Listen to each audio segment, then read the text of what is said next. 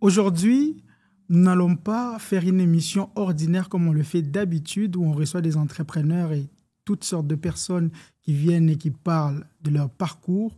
Mais aujourd'hui, ça sera aussi un moment de coaching avec la coach Anne-Solène Rioult. Restez jusqu'à la fin parce que vous allez apprendre beaucoup de choses qui vont vous aider à vous améliorer dans votre quotidien. Bienvenue dans la tribune pour le peuple, l'espace de liberté pour s'exprimer. Ici, votre serviteur Jean-Luc Oumba Bakani. Je reçois aujourd'hui Madame Anne-Solène Rioult. Bonjour Madame. Bonjour Jean-Luc. Comment vous allez? Ça va très bien, très très bien. Est-ce que vous me permettez de vous tutoyer pendant l'émission? Mais bien sûr Jean-Luc. Ça fait plaisir. Est-ce que tu peux te présenter pour ceux et celles qui ne te connaissent pas? Bien sûr, donc je m'appelle Anne-Solène Rioult. Mon accent va trahir probablement quelque peu mon origine, mais ça fait maintenant 24 ans, presque, 24 ans que j'habite au Canada, mais je suis d'origine française. Et aujourd'hui, je suis la cofondatrice, depuis 5 ans maintenant, d'un incubateur-accélérateur qui s'appelle Agora Alliance, dans lequel nous accompagnons les entrepreneurs immigrants francophones du Canada. Ça va, tu aimes le Canada, 24 ans quand même. Oui, 24 hivers. 24 hivers. Je l'ai tellement aimé que j'en ai marié, figure-toi. Ah oui, ok. Tu es une Canadienne. Oui, une vraie de vraie. Une vraie de vraie. Est-ce que tu peux nous parler de ton entreprise Agora Alliance? Bien sûr, donc Agora Alliance en un seul mot. Agora pour la place publique, là où on fait des alliances. Donc, un incubateur-accélérateur, ça veut dire que c'est un espace, et je me plais à dire un espace bienveillant et sécuritaire, donc en anglais, le fameux safe space, en fait, où on va recevoir, accompagner, diriger, leader, animer des entrepreneurs d'origine immigrante, donc qui ne sont pas nés au Canada, que cela fasse 6 mois ou que cela fasse 10 ans qu'ils sont arrivés. Le fait de ne pas être né ici, ça engendre souvent des défis. Probablement dont on parlera plus tard, mais dans cet incubateur, on les accompagne selon leur niveau de maturité. Donc, s'ils sont en démarrage d'entreprise, en croissance, en accélération, en pivot, sur des problématiques parfois spécifiques, comme des problématiques opérationnelles, technologiques, ou sur des thématiques quand ils ont des besoins spécifiques reliés à leur domaine d'activité, comme l'agroalimentaire, la cosmétique.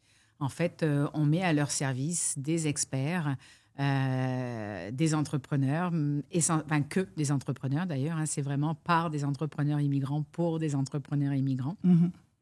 Avec, bien sûr, la super importance de mettre en relation ces gens-là avec l'écosystème local, bien entendu. Mais il y a cette bienveillance qui est vraiment chère à Agora Alliance. Et tout ça, on le fait à distance. Donc, notez bien le mot « à distance », ce n'est pas virtuel. Parce que ce que l'on fait n'a rien du tout de virtuel et bien réel. Donc, nous faisons de l'accompagnement 100% distanciel, au sens où ça nous donne la capacité donc, d'accompagner ces entrepreneurs, quel que soit l'endroit où ils se trouvent au Canada, finalement. Et est-ce que c'est valable aussi pour ceux qui sont en dehors du Canada? Alors, on a fait quelques accompagnements, effectivement, dans des cadres spécifiques, comme par exemple...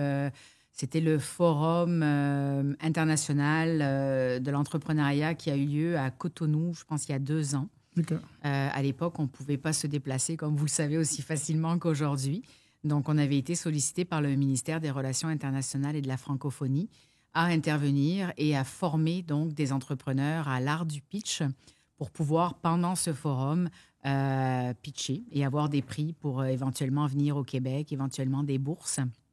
Donc, c'était pas mal notre première intervention, on va dire, avec des entrepreneurs d'origine béninoise. Je pense qu'il y avait des gens originaires de la Côte d'Ivoire également.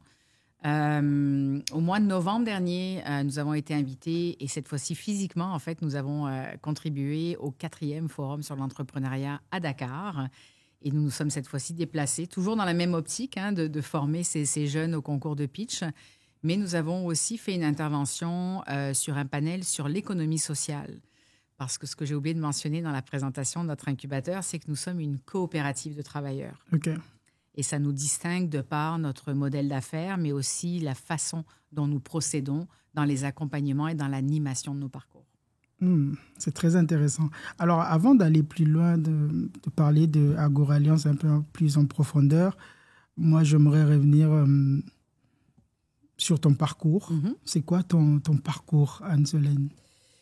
Bien, écoute, comme immigrante, quand je suis arrivée en 2001, j'ai très rapidement trouvé un emploi, mais un emploi dit alimentaire. Comme la grande majorité des immigrants, on n'a pas la fameuse expérience canadienne quand on arrive ici.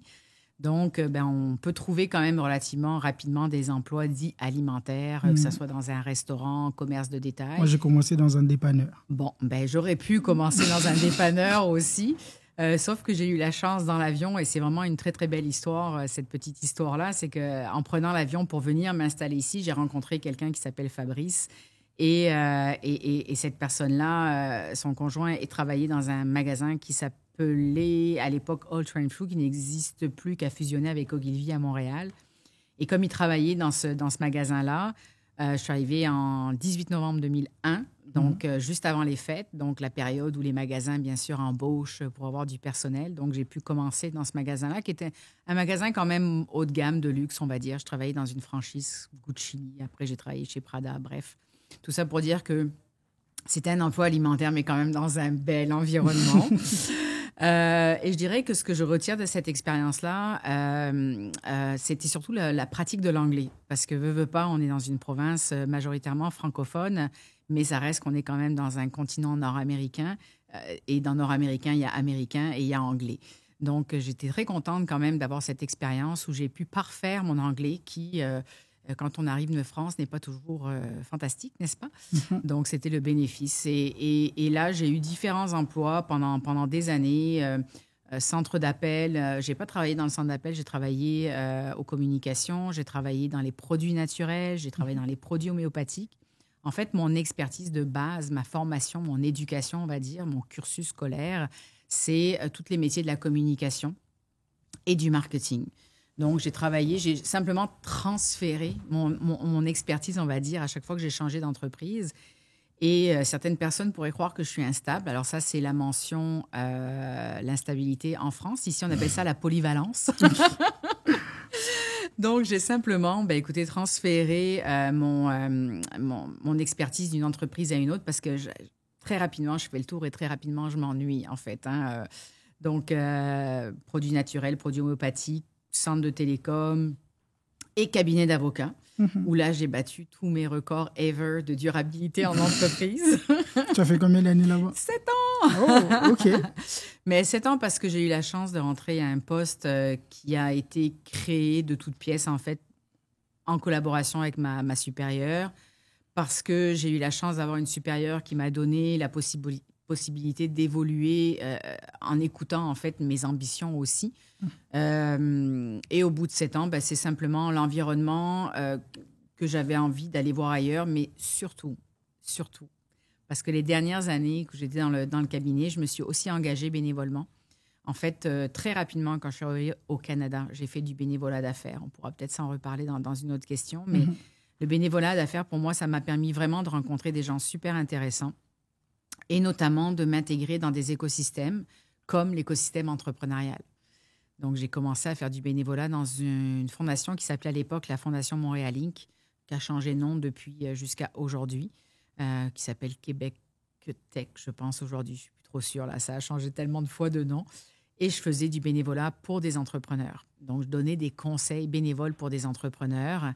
Et j'ai trouvé ça super stimulant, en fait. Le côté de partage de savoir, le côté d'expérience, le côté de se faire challenger aussi, parce que je dis toujours que la meilleure façon d'apprendre, c'est d'enseigner.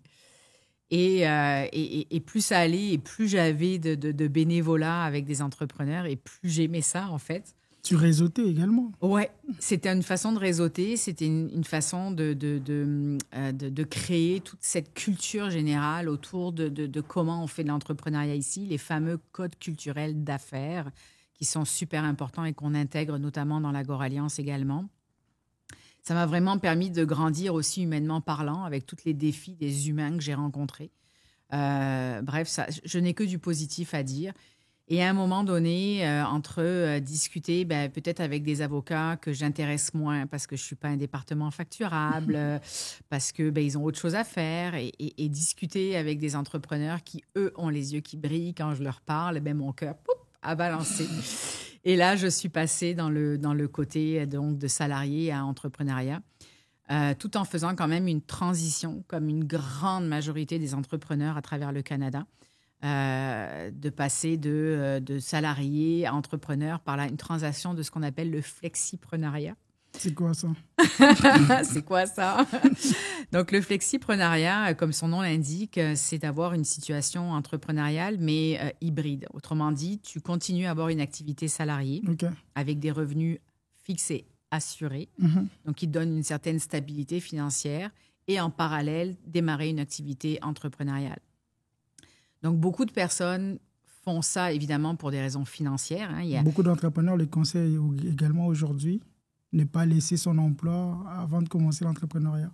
Effectivement, parce que ça nous force aussi à développer des compétences entrepreneuriales comme l'effectuation. Donc, l'effectuation consiste à optimiser ce que l'on a, à renforcer ses forces plutôt que d'essayer de partir dans tous les sens. Donc, vraiment de capitaliser sur ce que l'on a. Et c'est comme ça aussi qu'on arrive à grandir de façon plus stable et d'avoir une entreprise aussi pérenne, entre guillemets.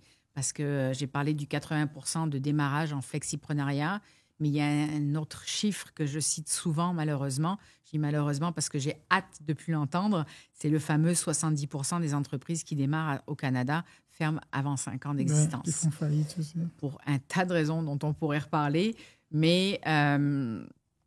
Et le manque de focus fait quand même aussi partie d'une des raisons. Donc, le flexiprenariat, c'est quelque chose qui peut être temporaire, qui pour certains va être plus que temporaire. Et je vais donner mon exemple, en fait. Quand je te disais que j'ai commencé mon activité entrepreneuriale de façon hybride, c'est que quand j'ai quitté le cabinet d'avocat, j'ai été embauchée par le Cégep du Vieux-Montréal, d'abord comme chargée de cours et ensuite comme responsable du programme. Donc, quand je travaillais au Cégep, j'étais salariée du Cégep. Pas à temps plein. Je faisais 21 heures comme responsable et j'avais peut-être 18 heures comme charge de cours, en fait. Mais ça m'assurait quand même un revenu fixe. Ceci dit, j'enseignais dans un AEC, création d'entreprise, dans les secteurs créatifs et culturels. Donc, je n'étais pas éloignée de ce que je voulais faire, tu comprends? Donc, finalement, j'aurais pu peut-être encore aujourd'hui être cette chargée de cours parce que j'adorais ce que je faisais. Le Cégep a décidé de fermer le programme. Mais si j'avais pu continuer, j'aurais continué, tout en ayant mon entreprise à côté. Et là, ça aurait été plus par nourriture intellectuelle, on va dire, tu vois, parce que j'avais un intérêt professionnel à continuer, parce que ça me permettait de faire ce que j'adore, transmettre un savoir. Oui. Qu'est-ce qui t'a motivé, toi, à te lancer dans l'entrepreneuriat? Moi, quand je rencontre des entrepreneurs et que je reçois aussi dans l'émission, beaucoup me disent « je voulais répondre à un besoin, je voulais trouver la solution à un problème. » Toi, c'était quoi? C'est toutes des bonnes raisons. Alors moi, personne n'a dit que c'est l'argent. Hein. Ben, il y en a quand même qui le font, mais on les remet vite à leur place. Parce que c'est très, très illusoire de penser que je veux dire, on se lance dans l'entrepreneuriat, même des grands noms je ne citerai pas les marques, mais même des grands noms ont commencé dans le garage, ont commencé par des petits business et oui, aujourd'hui, ils sont multimilliardaires, mais ils n'ont pas commencé multimilliardaires. Donc, ça ne devrait pas être l'argent qui motive l'entrepreneuriat. Moi, personnellement, ce qui m'a motivée, la première vraie raison, celle dont je parle très peu, mais pour toi, je vais le faire, Jean-Luc. Merci. L'exclusivité. Exactement. Tu as vraiment une exclusivité. Je suis très sincère avec toi. La première raison, c'est que souvent, quand on est dans un milieu salarié, on vit avec un contexte qu'on n'a pas choisi, c'est-à-dire des collègues de travail, des supérieurs.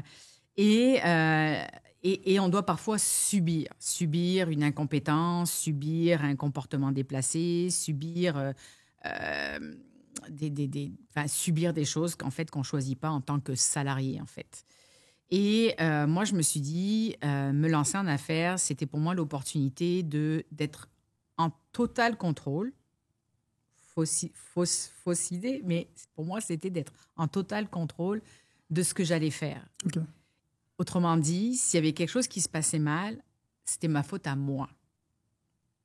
Je n'avais pas à subir l'erreur d'une autre personne. Je comprends. Ça, c'est la première vraie raison. OK.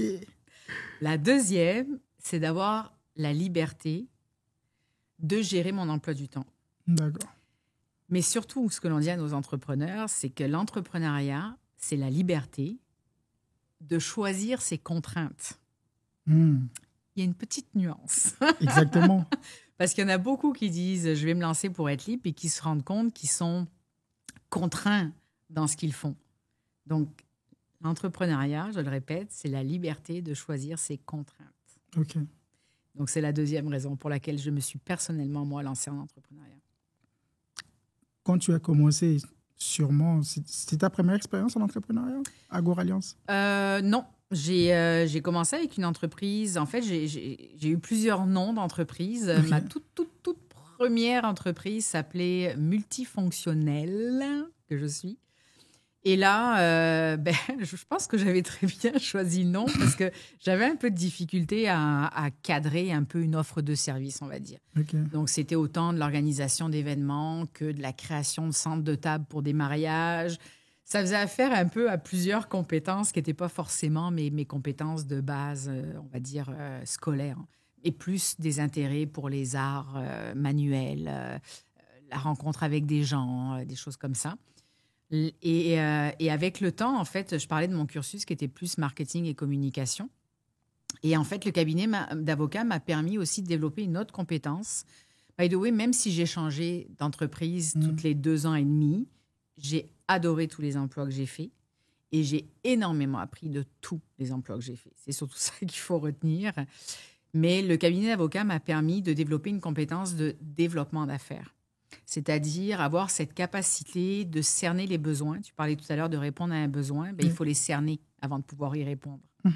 Donc, j'ai développé mes compétences dans l'empathie. J'ai développé mes compétences dans l'analyse, la capacité à faire des maillages, parce que la business repose sur la capacité à mailler quelqu'un qui répond à un besoin avec quelqu'un qui en a besoin. Exactement. Donc, j'ai développé beaucoup de compétences qui m'ont permis de développer cette offre de développement d'affaires. Donc, ma compagnie, les facilitatrices, qui était celle que j'ai vraiment mis du temps dessus. J'ai développé une charte graphique, j'ai développé un site Internet. Là, ce sont des services conseils en développement d'affaires et de l'animation de panels, de la relation publique, des choses comme ça un peu. Mais aujourd'hui, Agora Alliance me prend 99,99% de mon temps, oui. Est-ce que tu as commis des erreurs au début des Agora Alliance? Avec les facilitatrices, oui. Okay. Avec Agora Alliance, je dirais non, au sens où j'ai appris des erreurs que j'ai faites, parce que c'est quand même tu étais plus mature l'objectif. déjà avec Agora Alliance. Exactement. Non seulement j'étais plus mature, mais j'ai su m'entourer de personnes aussi plus matures, alors que dans les facilitatrices, j'étais toute seule. OK. Mais toi, tu accompagnes des entrepreneurs qui commencent ou qui ont déjà commencé. Oui. Quelles sont les erreurs courantes que tu rencontres? Tu l'as mentionné. En fait, je vais te donner les trois erreurs, le fameux 70% d'entreprises qui ferment avant 5 ans, les trois raisons à ça. La première, c'est le fameux, excuse-moi l'anglicisme, le product market fit, c'est-à-dire de lancer un produit ou un service sans s'être assuré de répondre à un besoin. OK. Il y a quelqu'un qui va se dire, moi, je vais démarrer un business de hoodie et puis ça va marcher. Oui et non. Ça va peut-être marcher un temps parce que peut-être que tu vas le faire d'une façon qui va être innovante, peut-être que tu vas utiliser des matériaux innovants, peut-être que tu vas mettre des messages qui vont... Mais ça va peut-être vivre un certain temps comme ça, mais souvent, ça ne va pas durer longtemps. Par contre, si tu fais ce qu'on appelle une validation d'hypothèse, et là que tu interroges les personnes, potentiellement tes futurs clients, tes prospects, sur comment ils magasinent des hoodies, qu'est-ce qu'ils aiment dans un hoodie, là, tu vas pouvoir définir une offre qui répond vraiment à un besoin. Donc, les premières erreurs, de ne pas répondre à un besoin. La deuxième erreur, c'est d'avoir une mauvaise gestion des flux de trésorerie. Tu sais, on démarre, donc là, on va avoir un super site, on dépense 5 000, on ne sait même pas à qui on s'adresse. On a passé du temps à faire un logo qui est illisible.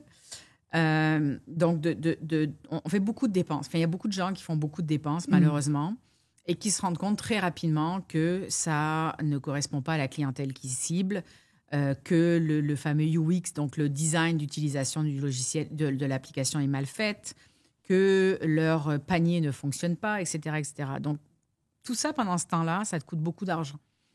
Et nous, c'est important aussi chez Agora Alliance de donner des outils, on va dire, gratuits. Tu sais, on connaît les outils, je ne les nommerai pas forcément, mais il y a plusieurs outils gratuits qu'on peut faire. Et il y a surtout des outils qu'on peut utiliser pour avoir de la visibilité en ligne sans que ça te coûte une scène. Mais fais-le correctement, par contre. Donc, répondre à un besoin, mauvaise gestion des flux de trésorerie, ce qui fait qu'à un moment donné, tu as trop de dépenses et pas assez d'entrées. Et la troisième réponse, c'est le manque de focus. Souvent, donc on a parlé d'hybride. Donc, quand tu es hybride, tu n'es pas à 100% sur ton projet. Donc, tu es investi à temps partiel aussi. Et souvent, malheureusement, ça crée une espèce de désorganisation dans ton quotidien. Et ce manque de focus-là va être aussi à l'origine de ton échec. Donc, c'est les 3 principaux défis que je vois, enfin, qui sont justifiés. Il y en a d'autres, évidemment.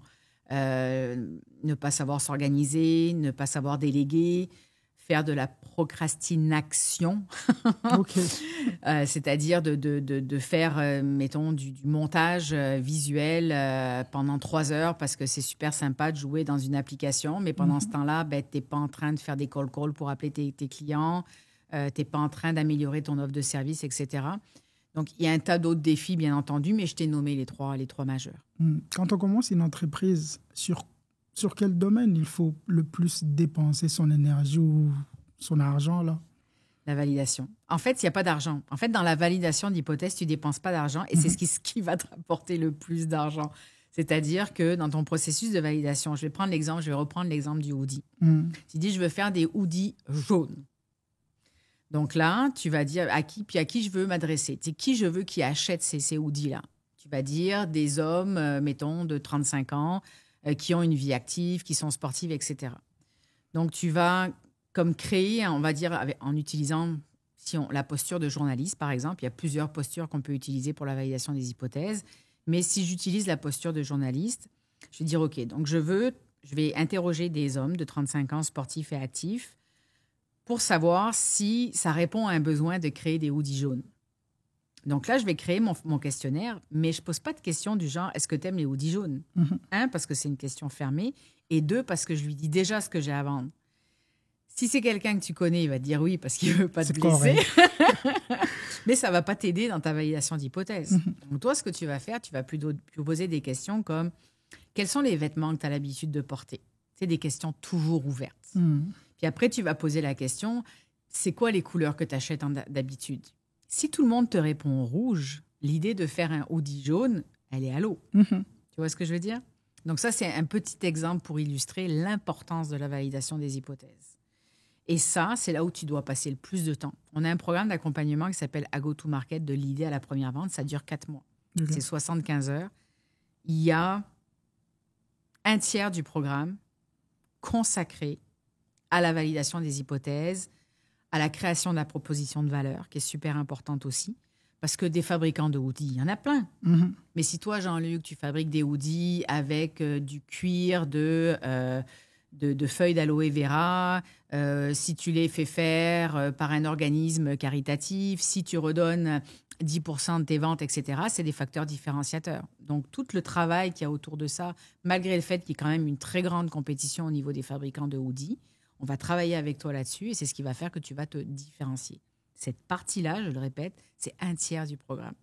Pour répondre à ta question, c'est la validation d'hypothèse où il faut que tu passes le plus de temps, qui ne coûte pas une scène, à part du temps, mais qui peut t'en rapporter beaucoup si tu le fais correctement. Oui, parce que moi, j'ai des amis qui sont entrepreneurs et les erreurs que moi, vraiment, je trouve, c'est qu'ils achètent beaucoup de produits avant même de commencer et après, ça stagne à la maison, ça stagne dans des entrepôts.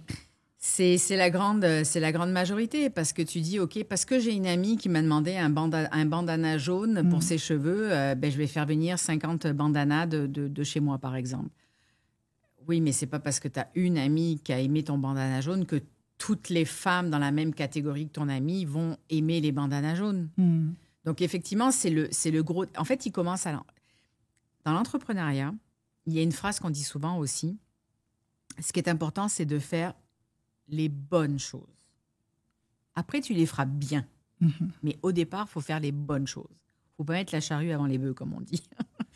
Et acheter des stocks quand tu ne sais même pas s'il y a quelqu'un qui va te les acheter, quand tu ne sais même pas s'il y a quelqu'un qui est prêt à mettre le prix qu'il faut que tu le vendes. Parce que dans ta validation des hypothèses, évidemment, tu vas poser des questions sur la valeur aussi. Tu vois, on est en train de faire une étude sur le mouvement de la souveraineté agroalimentaire des communautés afro-caribéennes. Et à l'intérieur de ce sondage-là, évidemment, il y a une question sur quel prix vous iriez mettre pour tel produit, tu vois, pour s'assurer que le prix qu'eux, ils ont pensé, c'était le prix qui était correct pour cette population-là, qui était prête à payer ce prix-là, tu comprends.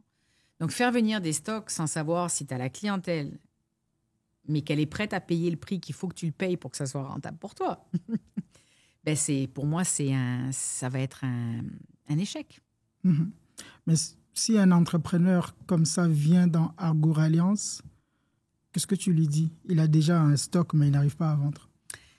Il y a plusieurs options. Évidemment, souvent, il y a des stocks très variables. En ce moment, j'ai une entrepreneur, évidemment, je ne vais pas la citer, mais qui a un projet d'importer du sirop d'érable dans un pays d'Afrique et de distribuer des jeux d'éducation. Et donc, c'est des produits complètement différents.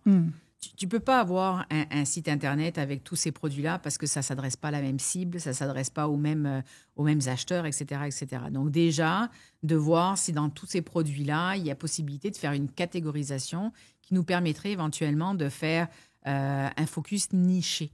Nous, on encourage beaucoup 2 choses en entrepreneuriat. La première, c'est la niche, c'est-à-dire de se nicher. Parce que les offres, quand on s'adresse à des produits nichés, sont moins importantes en général que des offres, on va dire, génériques. Ça, c'est la première chose.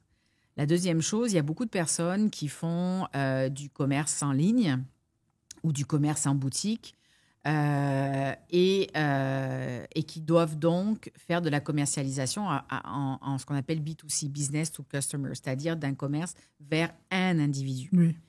L'autre option de faire du commerce, c'est du B2B, de business à business, donc d'entreprise à entreprise. Donc, plutôt que de vendre ton Audi, d'essayer de me le vendre à moi, à Isabelle, à Jean-Marc, à Paul, ben, tu vas aller dans un magasin, puis là, tu vas en mettre 10. Oui.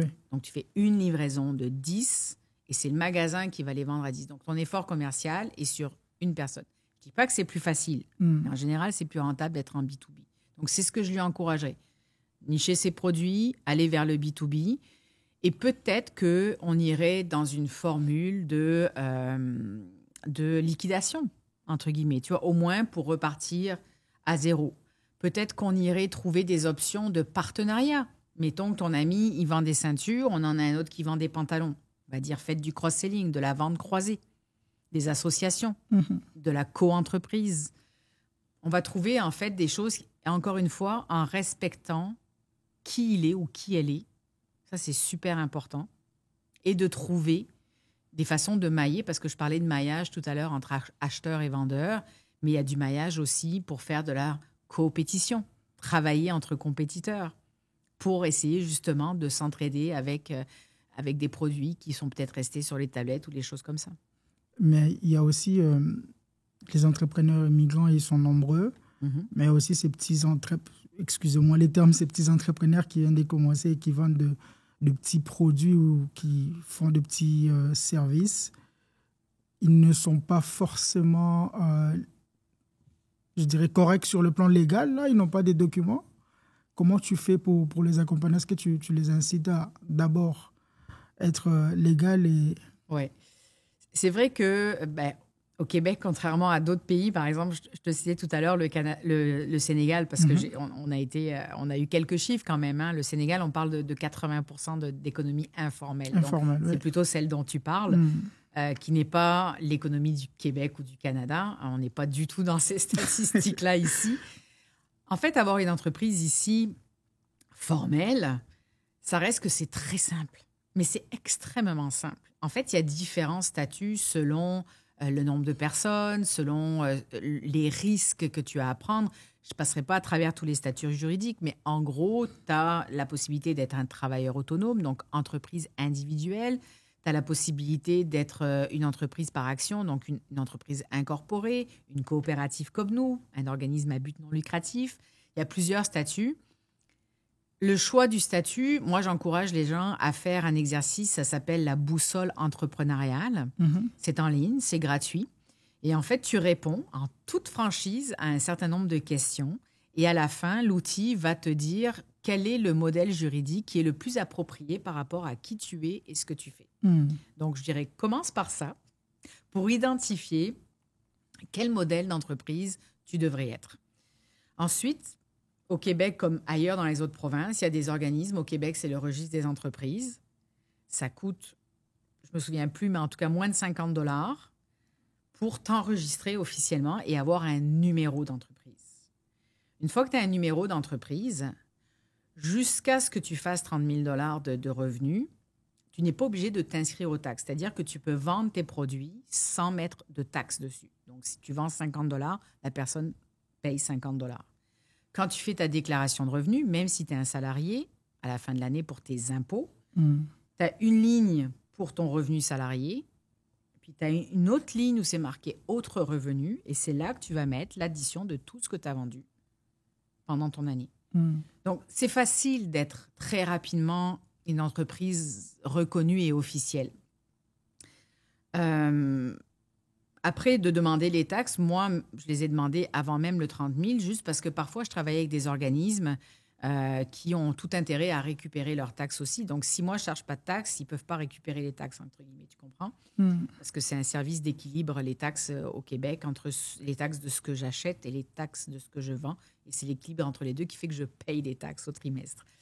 Mais c'est quand même très facile d'être très rapidement légal, entre guillemets.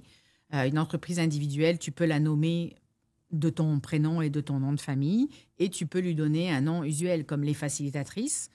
C'est une entreprise individuelle, donc c'est mon nom comme seul actionnaire et j'ai mon nom usuel qui est les facilitatrices. Mais quand tu vas regarder dans le registre des entreprises, les facilitatrices, tu vois, c'est Anne-Solène Rioux, la propriétaire de l'entreprise.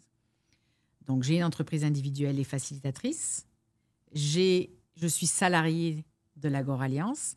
Donc, quand je fais mes déclarations d'impôts, j'ai comme 2 lignes de revenus, tout simplement. Tu fais beaucoup de choses. Ça, j'en fais d'autres aussi, beaucoup de bénévolat aussi. Mais comment tu arrives justement à jongler entre ta vie professionnelle et ta vie personnelle? Bon, je dirais que ma vie personnelle, elle est quand même relativement simple pour la simple et bonne raison que je n'ai pas d'enfant.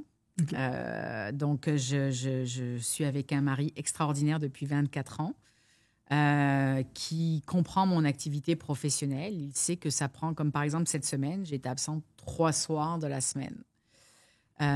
J'évite, en général, j'essaie d'être plutôt 1 soir absente par semaine. Ça a donné 3 fois, mais des fois, c'est des semaines où toutes les soirs à la maison. Hein. Mais en fait, je l'implique au sens où je lui raconte ce que je fais, je lui explique ce que je fais. Donc, j'ai pas tant de contraintes familiales, je te dirais, ce qui fait que je passe quand même effectivement beaucoup de temps sur mon entreprise, sauf les fins de semaine. Bon, des fois, je donne des ateliers le samedi matin, de 9h à midi, mais ma façon de trouver mon équilibre, quand je te parlais de la liberté de choisir ses contraintes, c'est que moi, les fins de semaine, 0 travail. 0. Tu ne travailles pas? Non. Ben, un petit peu quand mon mari s'endort un peu sur le sofa. Je regarde mes textos, mes courriels, un petit peu. Ah, donc, c'est pour passer du temps avec lui? Oui. OK. Ah oui.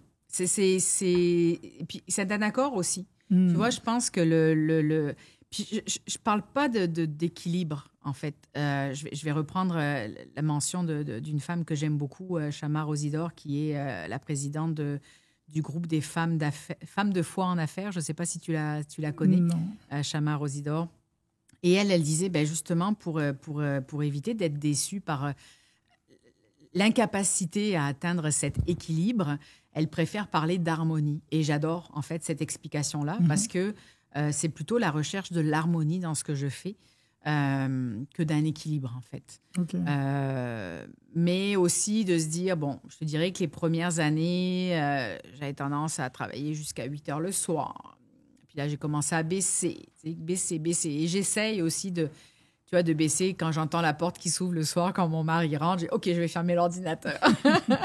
Mais c'est vraiment, faut que ça soit le choix. En fait, il y a un autre sujet que j'aime beaucoup, le fameux pouvoir du choix. Et Et donc, c'est choisir mes contraintes. En fait, je cherche l'harmonie plutôt que l'équilibre, on va dire. C'est intéressant ce Merci. que tu dis. Passer du temps en famille, c'est le plus important. La famille, elle est sacrée. Oui. Je parle aussi de problèmes liés à la santé mentale chez les entrepreneurs aujourd'hui, là. Est-ce que ça t'est arrivé aussi?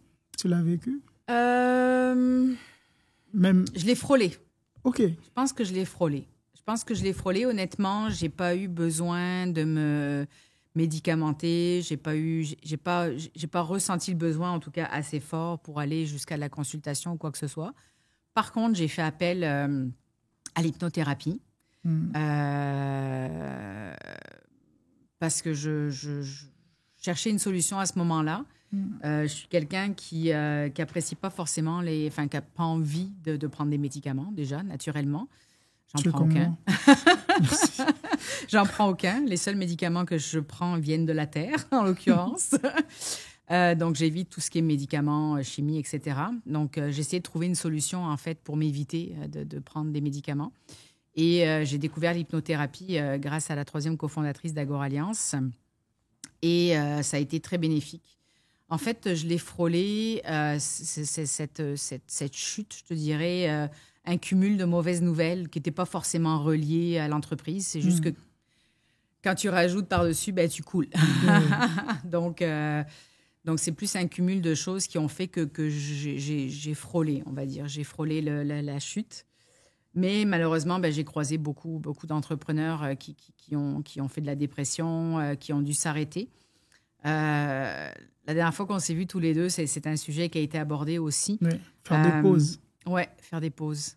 Et il faut décréter qu'on doit faire une pause. Donc, ça m'est arrivé en début d'année, cette année. Donc, j'ai pas pu me permettre de faire de pause en tant que telle. Par contre, j'ai été en capacité de dire, OK, à 6 heures, c'est fini. À 6 heures, c'est fini. Avant, c'était plutôt 8 heures. Est-ce que faire des pauses, c'est fermer boutique? Oui. Ben, pour moi, c'est ça. En fait, je pense que chacun a sa façon de faire des pauses. Je vais te raconter une autre chose qu'un entrepreneur m'a dit qu'il a fait suite à un conseil que j'ai donné. À partir de maintenant, là, ben, à moins qu'il reneige ce week-end, ce qui est prévu malheureusement, tous les matins, de 7h30 à 8h15, c'est une espèce de routine. Et en fait, pour que ça devienne quelque chose de facile, même si je déteste la routine, pour que ça devienne quelque chose de facile, il faut que ça devienne une routine. Je marche. Okay. Je sors de chez moi, à 7h30, je fais mon tour, un petit 3-4 km, je reviens à la maison, prends ma douche, mon petit-déj, puis je me mets devant mon ordi à 9h. Ça, c'est pas négociable parce que je suis pas du matin. On commence pas avant 9h le matin, à part exception avec le décalage horaire pour certains. Mais c'est une routine. Et en faisant cette routine-là, surtout au printemps, ce dont on a besoin au Québec beaucoup, c'est de vite sortir, d'être sous un manteau, de vite sortir dehors, de sentir la chaleur, etc. Mais moi, ce dont j'ai besoin, puis quand je te disais que ma médication vient de ce qui sort de la terre, elle vient aussi de ce que je respire, elle vient aussi de ce que je vois, elle vient aussi de ce que j'entends. Donc, j'ai besoin, moi, pour me ressourcer, pour me revitaliser, d'être ancré dans ce qui me permet de vivre aujourd'hui. L'eau, l'air, le feu, la terre, name it. J'ai besoin de ça. Donc, cette routine que j'ai le matin de marcher, c'est de me permettre de sentir, c'est de me permettre de voir les bourgeons éclore à travers les arbres que je croise tous les matins. Okay. Je pourrais prendre une photo tous les matins, puis tu verrais jamais la même photo. C'est ça le réveil, tu vois. Et ce réveil-là, c'est comme une source d'inspiration aussi pour moi avant de démarrer ma journée. Donc, c'est une hygiène de vie. Tu sais, on dit toujours, souvent, il y a des gens, enfin, je vais prendre un exemple, par exemple, la chute de cheveux. Tu sais, on parle des gens, parce que j'ai plusieurs entrepreneurs qui sont en trichologie, donc l'étude des cheveux et du cuir chevelu. Souvent, la cuir de cheveux, après, il y a plusieurs raisons qui font qu'on perd ses cheveux, mais souvent, c'est parce qu'on ne soigne pas le terreau du cheveu, c'est-à-dire le cuir chevelu. Et souvent, le terreau du cuir chevelu, il est en mauvaise santé parce que tu ne manges pas bien, parce que tu ne dors pas bien, parce que tu as un déficit en fer, etc. Enfin, je ne ferai pas un cours de tricot, ce n'est pas ma trichologie, ce n'est pas mon domaine, mais tout ça pour dire que souvent, on soigne ce qu'on voit, mais on ne soigne pas le symptôme, on ne soigne pas l'origine. Donc, moi, je dis toujours, prendre une pause, c'est une façon pour moi de justement pas en arriver là. En fait, c'est anticiper, s'écouter. Récemment, j'ai écrit un article dans LinkedIn que tu as peut-être vu passer qui s'appelle le mythe de la superwoman ou comment foncer droit dans le mur. J'invite tout le monde à lire cet article-là où ça a été, excuse-moi le terme, mais j'ai vomi cet article-là. Tu vois, au sens où c'est parce que j'ai rencontré des entrepreneurs à ce moment-là qui étaient tellement prises dans tellement de choses qu'elles ont abandonné d'autres choses. Et j'aimerais tant que ça n'arrive plus. Tu vois. Et quand on dit la liberté de choisir ses contraintes, il y a une autre phrase qu'on dit beaucoup aussi, c'est que avoir une stratégie d'entreprise, c'est faire des choix. Faire des choix, c'est renoncer. Peut-être temporairement, souvent temporairement d'ailleurs, mais il faut que tu acceptes de renoncer. Il faut que tu acceptes de faire pause sur certaines choses pour pouvoir avancer correctement sur d'autres. Moi, j'ai grandi en tant qu'Africain, comme tu dis, mythe de superwoman.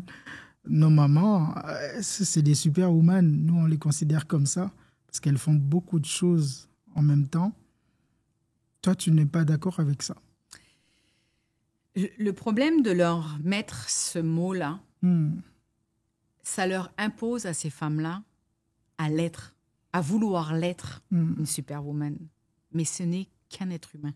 Avec 2 bras, avec 2 yeux, avec 2 oreilles.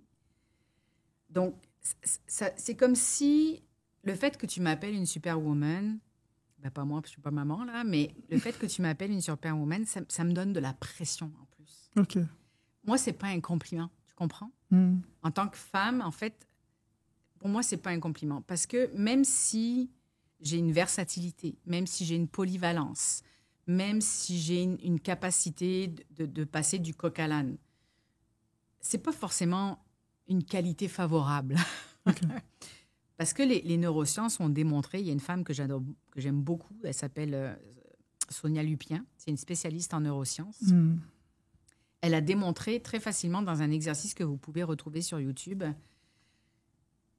Et l'exercice consiste tu regardes une vidéo en images, mais par-dessus la vidéo, il y a une voix off. L'image raconte une histoire, la voix off raconte une autre histoire. Quand tu fais cet exercice-là, à la fin, on te pose des questions sur les 2 histoires.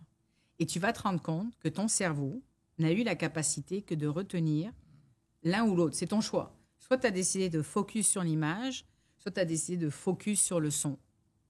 Mais tu ne seras pas capable de répondre aux 2 questions, aux 2 scénarios, en fait.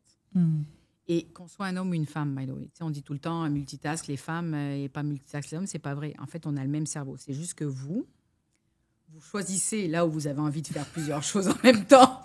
Nous, comme on ne sait pas dire non, comme on a cette pression de performance de superwoman, ben on va vouloir faire plein de choses. Malheureusement, toutes ces choses-là, elles ne sont jamais faites correctement à 100%. Ouais. Alors, c'est ton choix. Qu'est-ce que tu veux faire? Est-ce que tu veux faire une chose à 100% ou plein de choses à 70%? Le pouvoir du choix. Ouais. C'est intéressant ce que tu dis. Je suis vraiment d'accord avec toi. Parce que des fois, ces femmes-là font des choses au-delà. Et peut-être en pensant que les gens vont se dire « Ah, ok, c'est une superwoman. Elle mérite. Bravo. Bravo, maman. » Sauf que quand les enfants sont couchés, il n'y a personne qui va voir qu'elle est en train de brailler dans un coin de sa chambre. Elle a peut-être mal à la tête aussi. Faut te reposer, maman. Quel a été le plus grand défi auquel tu as été confrontée en tant qu'entrepreneur, mais en tant qu'entrepreneur femme? Je te dirais que je ne suis pas la meilleure porte-parole pour l'entrepreneuriat féminin. Par contre, je le défends. D'accord. Ça, c'est super important. Pourquoi je dis que je ne suis pas la meilleure porte-parole? Parce que je, personnellement, pas subi ou eu des défis reliés forcément à mon sexe, entre guillemets. Cependant, le défi que j'ai rencontré quand même, c'est que je suis partie en affaires après 40 ans.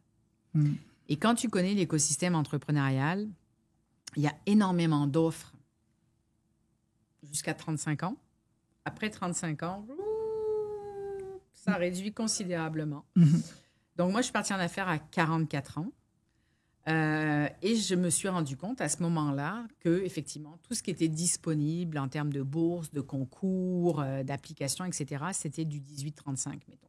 À ce moment-là, je suis partie on va dire en quête, pour ne pas dire en guerre, parce que je n'aime pas ce mot-là, mais on va dire je suis partie en quête.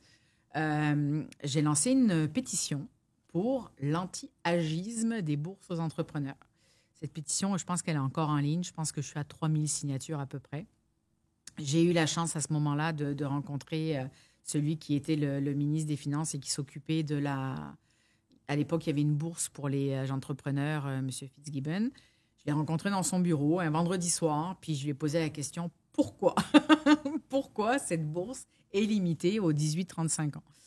J'ai jamais eu de réponse. Il y a eu des articles de journaux, ils ont essayé d'interviewer. Il n'y a jamais eu... En fait, la seule réponse qu'il y a eu, pour moi, elle n'est pas correcte. Vraisemblablement, dans les réponses qu'il y a eu, c'était faut donner de l'argent aux jeunes parce qu'ils n'ont pas les moyens. Okay. Sauf qu'un jeune qui démarre, il est encore chez papa et maman, souvent. Il n'a pas d'enfant. Il n'a pas de parents à charge. Donc, lui, là, il peut bien dépenser tout ce qu'il veut. Il n'a pas grand risque à perdre. Il n'a pas beaucoup de risques à prendre. Donc, finalement, tu prêtes de l'argent peut-être à des gens qu'on n'a pas forcément... Enfin, je veux dire, je ne dis pas que tout le monde n'en a pas besoin, mais je veux dire, je trouvais cet âge-là qui n'était pas justifié. C'est la raison qu'eux avaient donnée parce que les jeunes n'ont pas beaucoup le temps de faire un package d'argent, etc. Bref, c'était pas une raison qui m'a satisfaite, en tout cas. Mais je dirais peut-être le défi principal du fait d'avoir démarré après 40 ans.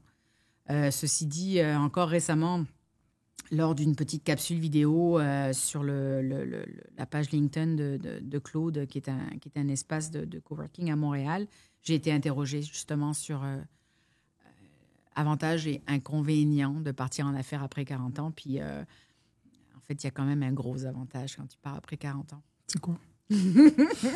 L'expérience, l'apprentissage, le réseau. Tu as une capacité à la prise de risque qui est plus grande. Tu as une meilleure clarté avec l'expérience aussi peut-être de ce que tu veux faire. Le réseau pour t'aider à développer tes affaires. Moi, je n'y vois que des avantages en fait. Pas d'inconvénients? L'inconvénient, c'est que je ne peux pas participer à des concours pour les 18-35 ans. Mais hormis ça, en fait, ça me force, je ne sais pas si c'était quelque chose dont tu voulais parler aujourd'hui, mais ça me force à être créative, ça me force à développer des choses qui vont générer des revenus, plutôt que d'être en attente de financement. Moi, je dis toujours que le meilleur financement que tu puisses aller chercher pour ton entreprise, c'est des clients. Parce que tu n'as pas besoin de les rembourser, sans taux d'intérêt. Et en plus, ils peuvent te donner du feedback sur les produits. Et ça vaut de l'or. Exactement. Donc, focussez-vous sur la recherche de clients plutôt que sur la recherche de financement. Après, on peut avoir besoin de financement en croissance, etc. Je ne dis pas que c'est pas... Et puis, c'est toujours bien une petite bourse de 25 000 $ par-ci, par-là. Tu as parlé au début de bénévolat d'affaires qui t'a aidé à, entre autres, réseauter aussi. Tu conseilles ça aux entrepreneurs? 150%. En fait, quand vous arrivez, enfin, je parle des entrepreneurs venus d'ailleurs, donc des immigrants comme toi et moi. Oui. Tu arrives ici, tu ne connais pas les codes culturels, tu ne connais pas personne. De faire du bénévolat d'affaires. Quand je parle de bénévolat d'affaires, en fait, c'est mettre ta matière grise au service d'une entreprise, d'une fondation, d'une association. Par exemple, c'est le cas en ce moment dans l'organisme dans lequel je fais du bénévolat qui s'appelle Formatio, qui vise à réduire la fracture numérique auprès des personnes aînées et des nouveaux arrivants. Un des défis de l'organisme, c'était de recruter de nouvelles personnes pour de nouveaux bénévoles, parce que ceux qui donnent les ateliers dans le cadre de Formatio sont des bénévoles. Donc, de recruter de nouveaux bénévoles pour donner des ateliers, mais sur des nouvelles thématiques, pour rafraîchir un peu le catalogue de formation de l'organisme en question.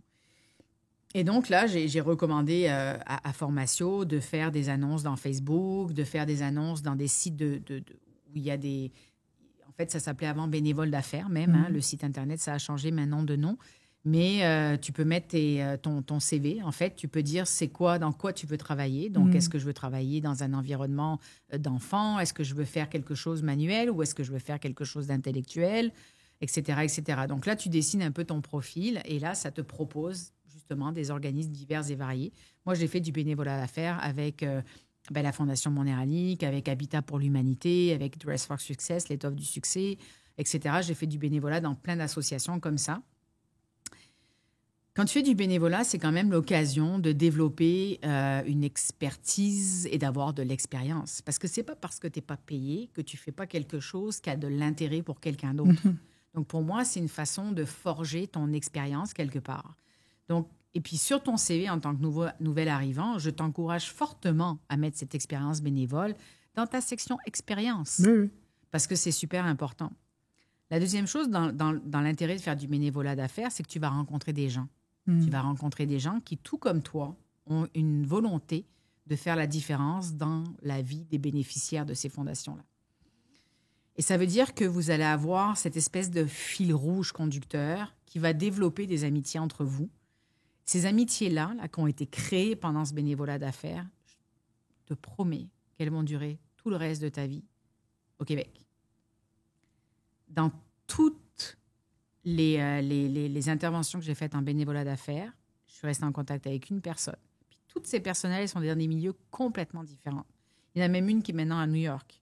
J'ai eu besoin qu'elle me donne des références il n'y a pas longtemps. Ça fait peut-être 15 ans que je n'ai pas parlé. Je lui ai écrit sur LinkedIn. « Hey, salut Sandra, comment tu vas? J'ai vu que tu continuais à avancer là-dedans. C'est génial, super. By the way, aurais-tu la référence de... » Ça fait 15 ans que je ne lui ai pas parlé. Elle me l'a donnée. Ça crée quelque chose de fort entre les gens qui travaillent pour la même mission, tu comprends? C'est pour ça que je l'encourage fortement. Puis beaucoup, je suis très contente parce que dernièrement, donc, tous les bénévoles qui sont rentrés dans la fondation, je te dirais 95% sont d'origine immigrante. OK. Donc, ça a eu l'effet que je voulais que ça ait. Hormis le bénévolat d'affaires, qu'est-ce que tu conseilles aussi pour réseauter justement? Écoute, il y a un tas de sites. Mettons, tu vas sur Eventbrite, tu vas sur Meetup, tu vas dans les événements dans Facebook, tu vas dans les événements LinkedIn. En fait, le tout, c'est... réseauter, tu le fais pour plusieurs raisons. Tu ne le fais pas juste pour trouver des clients pour ton entreprise. Tu le fais pour agrandir ton réseau. Parce que dans ce réseau-là, tu vas trouver peut-être des fournisseurs pour ton entreprise. Peut-être tu vas trouver des influenceurs, c'est-à-dire des gens qui vont faire ta promotion. Peut-être que tu vas trouver des collaborateurs. Peut-être que tu vas trouver des futurs associés. Donc, aller à une activité de réseautage, c'est d'abord d'en déterminer l'objectif. Pour qu'ensuite, tu aies un comportement relatif à ton objectif et surtout, tout ce que tu vas faire après le réseautage. Si tu as des cartes d'affaires, les suivis, les relances téléphoniques, les invitations sur LinkedIn, l'organisation de rendez-vous, etc., etc. Donc, participer à des événements, c'est bien. Moi, je me suis un peu étourdie, je pense, avec le réseautage quand je me suis lancée en affaires. Parce que je me suis dit, effectivement, il faut que tu ailles partout, tu fasses tout. Et je me suis quand même étourdie, je t'avouerai. Je me suis épuisée aussi. Et petit fait très drôle, d'ailleurs, c'est quand est arrivée la COVID, tout le monde m'appelait. Comment tu vas? Parce que tout le monde me voyait partout. Puis ils sont vraiment inquiétés en disant, mais là, tu vas plus pouvoir sortir, mais tu vas déprimer grave, quoi. Ben non. Ben non, parce qu'il y avait l'Anne Solène pendant les activités de réseautage, super sociale, entre gentes, etc. Mais il y avait aussi Anne Solène qui est capable de travailler 8 heures à son bureau avec 0 musique, pas un son dans sa maison. Mais celle-là, il ne la connaissait pas. Et donc, en fait, c'est celle-là que j'ai fait grandir pendant la COVID, je pense. C'est ce qui fait qu'aujourd'hui, je réseaute beaucoup moins. Alors, je te dis ça alors que cette semaine, j'ai 3 absences. Mais non, c'est de choisir aussi, de faire attention de ne pas s'étourdir, justement. Et puis d'y aller avec un objectif quand même assez clair, tu vois. Et puis l'objectif d'avoir du fun, c'est correct. De faire des choses pour avoir du fun, c'est correct aussi. Il n'y a pas toujours des objectifs matériels ou quoi que ce soit. Mais de t'assurer que ce réseautage, il a cet objectif et d'essayer de faire en sorte de l'atteindre, quoi. Ouais. On va lentement mais sûrement vers la fin. Avant de parler un peu de perspective de Agora Alliance, moi, c'est le mois dédié à la femme, aux droits des femmes. Le 8 mars dernier, on avait aussi une conférence concernant le féminisme. D'abord, est-ce que tu te considères comme Absolument. Féministe? Absolument. Féministe assumée. Ah oui, oui, oui. J'ai pas du tout de tabou à le dire. C'est sûr que je le dis aujourd'hui en 2025. Avec ce que ça représente pour moi, le féminisme. Loin d'être un féminisme, pour utiliser un terme très tendance, ou pas du tout. Au sens où mon féminisme est un féminisme de volonté à faire en sorte qu'il y ait une égalité de reconnaissance. Parce que malheureusement, en 2025, c'est encore vrai qu'à métier égal, à diplôme égal, la femme est moins payée que l'homme. Je n'ai pas exactement les chiffres, je les ai déjà connus, mais là, je ne m'en souviens plus, mais c'est encore vrai en 2025. Alors, plus dans l'État, parce qu'il y a des femmes comme Monique Jérôme-Forger qui ont réussi à faire en sorte qu'il y ait une équité salariale dans le milieu administratif public. Malheureusement, dans le milieu culturel, dans le milieu privé, c'est encore vrai qu'une femme, à expérience égale, à diplôme égal, est moins payée qu'un homme. Donc, mon féminisme est pour une égalité à force égale, à expérience égale. Après, tu sais, j'irai pas dans elle n'est pas capable d'être pompier parce que c'est une femme. Elle est tout à fait capable d'être pompier. Et je vais le dire, qu'une femme, et je l'assume complètement, va être moins forte qu'un homme, entre guillemets, physiquement, mais c'est physiologique. Donc, elle peut s'entraîner fort, puis à un moment donné, peut-être dépasser certains hommes, c'est sûr. Mais je veux dire, c'est un féminisme, en fait, d'égalité à diplôme égal, à force égale, à expérience égale. Et je l'assume complètement. Tu as répondu à mes questions, c'est correct, parce que je voulais vraiment voir, parce qu'aujourd'hui, il y a plusieurs écoles de féminisme, là, et des fois, c'est les extrêmes aussi. Jamais. En fait, je suis plutôt, alors sans non plus être dans une position de consensus, là, je pense que j'ai quand même mes idées aussi et je suis capable de les exprimer. J'essaye d'être juste, en fait, et pas du tout extrême. Je suis vraiment pas dans une optique d'extrémisme dans mes pensées, loin de là. J'essaie d'éviter les généralités. Force est de constater encore certaines choses, mais comme je te dis, je suis pas la meilleure porte-parole parce que moi-même, alors je dis toujours, bon, moi je suis d'origine normande, donc d'origine sûrement viking. Je suis native sous le signe du taureau. Donc, force est de croire que je dois avoir un certain caractère qui fait que peut-être, je ne peux pas le dire pour les autres, quand tu es en face de moi, tu n'as pas envie de m'ennuyer pour ne pas dire autre chose. Okay. Ce qui fait que je n'ai pas vraiment, tu sais, eu harassment, de gens qui ont eu des comportements déplacés pour moi. Jamais. Jamais, honnêtement, jamais. Donc, je ne suis pas la meilleure porte-parole parce que je n'ai pas subi ce que certaines femmes ont subi. Mais force est d'admettre que malheureusement, de ce que je vois et de ce que j'entends, ça existe encore. Et c'est la raison pour laquelle j'assume mon féminisme. Merci à toi. Merci vraiment pour cet argument-là. Est-ce qu'il y a un mythe aujourd'hui, on a parlé d'entrepreneuriat, est-ce qu'il y a un mythe sur l'entrepreneuriat que tu aimerais déconstruire? Oh oui. Le côté, la glamourisation de l'entrepreneuriat. Tu sais, on voit beaucoup... Dubaï. Ouais, c'est ça. Shine. Shine like diamond.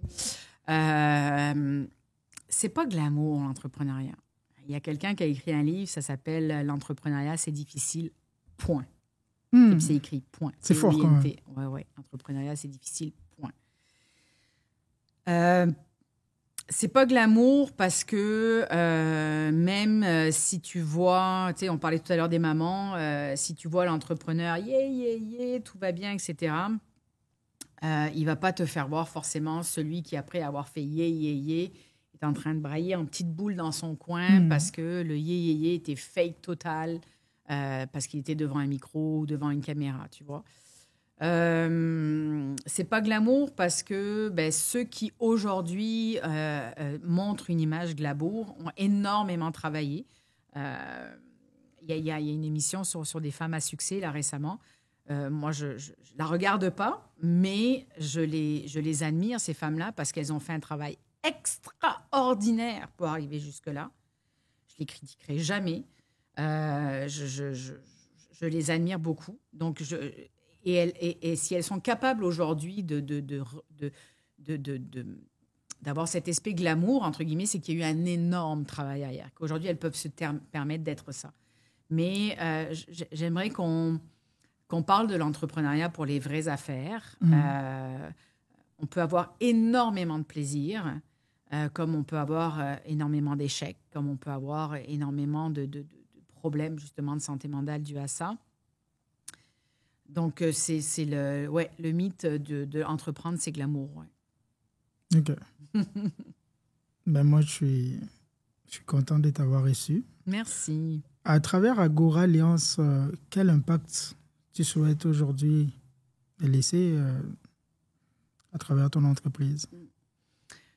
La coopération, la collaboration, tu sais, de démontrer que c'est possible, encore aujourd'hui, malgré le bruit sur les réseaux sociaux, malgré la compétition, malgré le capitalisme, malgré l'invasion, quoi que ce soit, tous les défis qu'on a de commercialisation, c'est encore possible de collaborer. C'est encore possible de travailler ensemble. C'est encore possible de réaliser des choses de façon consciente. Il y a un sujet, mais je ne déballerai pas tout aujourd'hui, mais je veux dire, il y a le sujet de ce qu'on appelle l'économie bleue ou encore l'économie. C'est des sujets sur lesquels on devrait vraiment se concentrer pour faire une meilleure économie. On parle d'économie circulaire, on parle d'économie durable. Donc, j'ai envie d'y croire. Et c'est ça, à travers tout ce que nous faisons, tout ce que nous réalisons, que j'ai envie de laisser, en fait, de dire c'est encore possible. Comment on fait pour contacter Agora Alliance? Agora Alliance, très facilement en ligne. Agora, Agora, Agora Alliance. Donc, le A de Agora et le A de Alliance ne font qu'un.com. Page Facebook, page LinkedIn, page Instagram, page YouTube. Donc, on peut nous trouver là. Et moi, personnellement, Anne-Solène Rioux, Jean-David Rezaïoff, on peut nous trouver sur LinkedIn très facilement, ou LinkedIn pour les francophones. Est-ce qu'il y a des perspectives à venir pour Agora Alliance? Oui, 2025, grosse année. Premier projet, comme je dis, on sort de l'ombre un peu avec une campagne de sociofinancement. Ouais. En fait, on a un produit actuellement qui s'appelle un portail d'auto-formation. En fait, c'est pas tant de l'auto-formation, c'est-à-dire autoportante, que des vidéos de consultation sur des sujets spécifiques reliés à l'entrepreneuriat, qui a actuellement 30 vidéos. Et avec cette campagne de sociofinancement qui doit être en ligne, je l'espère, au courant du mois d'avril sur le site La Ruche, on va chercher un budget pour développer à minima 30 nouvelles vidéos pour ajouter sur ce portail et idéalement 60 nouvelles vidéos. Donc, qui dit campagne de sociofinancement dit un gros travail de communication. Exactement. Donc, à bon entendeur, dès que vous voyez ça sortir, je vous invite à regarder ça. Et le deuxième gros projet qui se joue en parallèle, c'est le Ago Forum 100% distanciel Afrique-Canada, qui est la grande rencontre des entrepreneurs francophones de l'Afrique subsaharienne et des entrepreneurs d'origine africaine au Canada. Donc, c'est un forum 100% en ligne. Donc, on aura des autres entrepreneurs en Afrique et des entrepreneurs au Canada qui vont pouvoir se rencontrer dans un forum 100% à distance, participer à des ateliers, des conférences, des kiosques, etc., le 17 juin 2025, 17 juin 2025, heure de Montréal, 9h, 15h à peu près. Vous retrouverez toute l'information sur le site Agora Alliance sous accueil, Forum Afrique-Canada. Et pour les entrepreneurs, c'est gratuit. OK. Avant le mot de la fin, au nom de la tribune, moi, je vais te faire un petit cadeau. Oh, c'est trop gentil. Oui. Voilà. Bantou, c'est un t-shirt. Je vais t'expliquer rapidement. Oui, explique-moi. Bantou, c'est... Bon, je vais mettre là. Magnifique. Bantou, c'est un peuple. C'est le peuple de l'Afrique centrale. Wow. Moi, je suis Bantou. Tu retrouves les Bantous. Tu les retrouves en République démocratique du Congo, Congo-Brazzaville, Cameroun OK. et plusieurs pays de l'Afrique centrale. Super. Et ça, c'est un animal herbivore okapi OK. que tu retrouves seulement en République démocratique du Congo. Wow. Ouais. C'est sauvage, bien entendu, j'imagine. Oui. Est-ce que vous... Enfin, je veux dire, est-ce qu'on n'y touche pas? C'est une espèce sacrée? Oui, exactement. Okay. Super, super. Oh, merci beaucoup, Jean-Luc. Je suis très touchée. Je t'en prie. Merci beaucoup. Ça va être mon nouveau hoodie préféré. Merci à toi. Merci infiniment. D'accord. Est-ce que tu as un mot de la fin? On est pratiquement à la fin, là. Quand j'ai vu ce mot-là, Bantou, j'ai un mot qui me vient et c'est un mot que j'ai emprunté à une philosophie qui n'est pas la mienne d'origine, mais que j'aime beaucoup pour sa consonance, pour sa résonance, mais surtout pour sa signification qui est le mot Ubuntu. Oui. Je suis qui je suis grâce à ce que nous sommes. Je trouve que ça illustre très bien aussi l'entrepreneuriat. Chez Agora Alliance, on dit souvent que 1 + 1 = 3. Ça illustre aussi cette philosophie-là. Et c'est ma façon à moi, en fait, de dire encore une fois, c'est possible de travailler ensemble en tant qu'être humain. Donc, travaillons ensemble. Merci pour ces beaux mots. Et merci à vous de nous avoir suivis dans la Tribune pour le Peuple. Rendez-vous au prochain numéro. Aujourd'hui, on a reçu Anne-Solène Riols, coach d'affaires. Merci. Merci. Ça a été un plaisir. De même.